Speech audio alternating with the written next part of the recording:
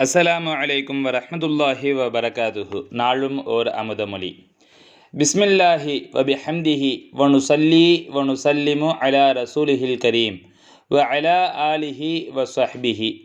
முதலாம் ஜுஸுக்கு அலிஃப் லாம் மீம் விரிவுரை எழுதியுள்ளோம். திருக்குர்ஆனுக்கு பல்லாயிரக்கணக்கான விரிவுரைகள் பல மொழிகளிலும் வெளிவந்துள்ளன. இன்னும் சிலர் பல புது முறைகளையும் கையாள தொடுத்துள்ளார்கள். கருத்து மறைந்துள்ள சில குர்ஆன் வாக்கியங்களுக்கு அப்படியே பொருள் கூறப்பட்டுள்ளமையால் உண்மை விளக்கம் மறைந்து போகிறது. பொருத்தமற்ற கருத்து வெளியாகிறது.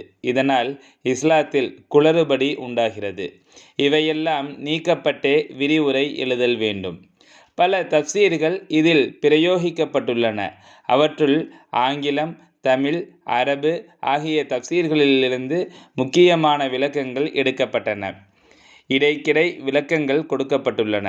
ஆயினும் முடிவில் தஃப்சீர் ஷேகுல் அக்பரிலிருந்து மிக முக்கியமான விளக்கங்கள் கொடுக்கப்பட்டுள்ளன.